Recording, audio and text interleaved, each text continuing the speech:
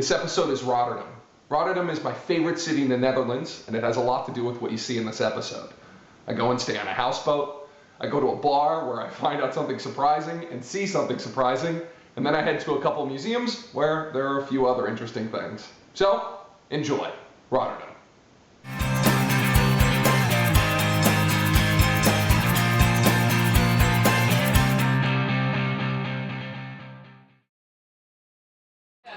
Taking a train to Rotterdam. It didn't change in Eindhoven, but it was an easy change. There's the flat Dutch landscape. Well, I'm here in Rotterdam. I am going to go stay on a boat of a guy I met in Buenos Aires. Problem is, I didn't write down the address, so I need to find wireless first. Then figure out how I'm getting there. Oops. Apparently they're going for IKEA color scheme here. Got here all right. Turned out the address was on the Google map. And here I am on the boat. Dutch. Which is like the Luxembourg flag, except the original Luxembourg flag, has a lighter blue, which is why they're making another flag and have another flag that they can use officially. But here's my nice view. Typical old Dutch. So, this is the church where the Dutch pilgrims went to for Mass before they got on the boat to go to England, and then they went on the Mayflower to go to the New World. Apparently, Americans come here for Thanksgiving sorts of stuff, as the pilgrims and Thanksgiving are interconnected. This is the coolest thing in this artistic complex that Marco's showing me around. They're repurposed chemical containers that they've turned into toilets, which is something I have never seen. He is a Dutch pirate who took the Spanish fleet's silver and then came back. He's from this area, and I guess the Spanish have not protested enough to get him to go away, if at all.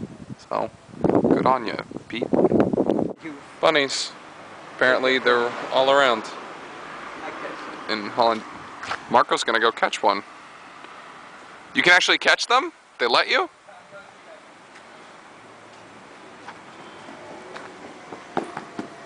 No, he's just gonna chase him. We also realized it's art instead of graffiti. Apparently a French guy puts up these Space Invaders characters in various parts of Europe, and this is the first time I've seen it, which isn't to say I haven't passed them, but it's the first time I've had it pointed out to me.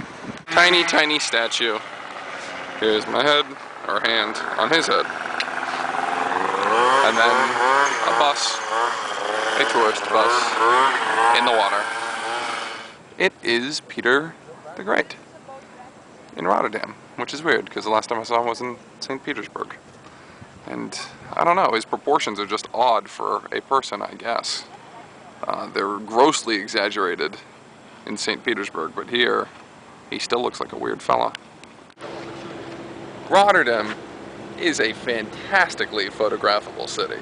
I'm very impressed by everything it has just to take pictures of. Look at that. Reminds me of Boston, sort of, in that regard. I guess this bridge is sort of like Boston. And all these colors and nice city. So part of the reason Rotterdam has all this wonderful new architecture is because it was bombed during World War II. So there's a lot of World War II history, such as this wall. Behind the wall was where they brought the Jews to take them off to the camps in other parts of Europe. Tragic, but still remembered, so that's good. Marco tells me these are called American ducks, but I have never seen a duck like that ever. So, I don't know why they're called that. They have all these strange birds that I've never seen here. Well, I've never seen. And they have them here. Look at that! It's art! It's a tree suspended in the air. Trippy. Apparently they didn't originally like this gnome with a butt plug. So the shop owners in this area bought it and put it in the square. Veel mensen toch eigenlijk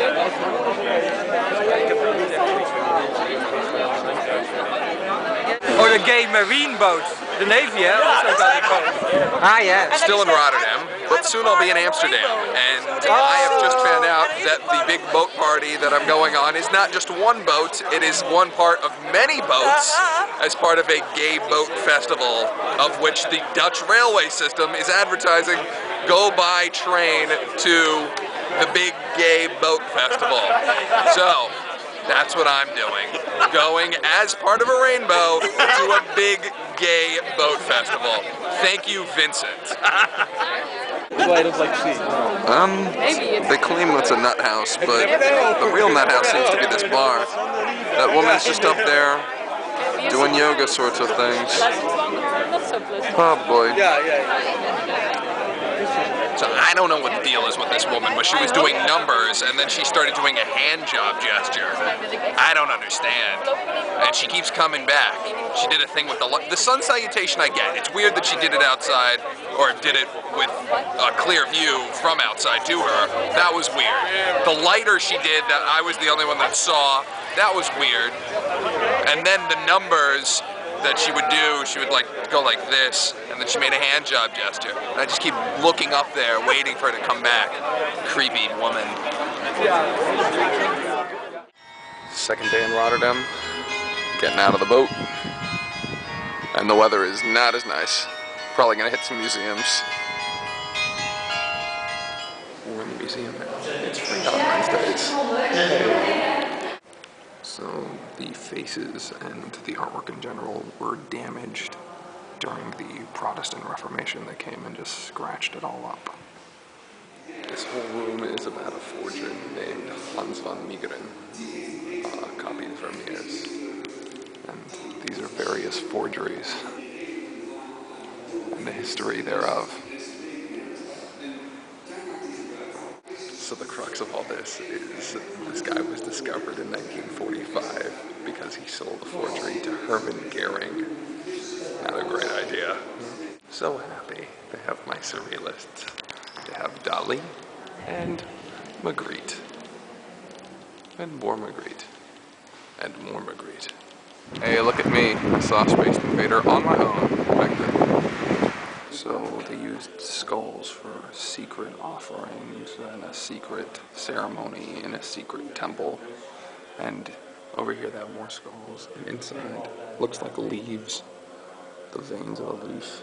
Look at that. That boat is where I'm staying, which is in the middle of this old section by the Pilgrim Church, etc.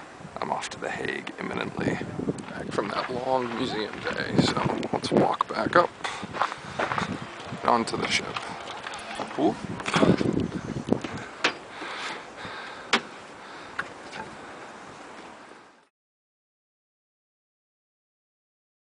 This is where the Queen of the Netherlands lives.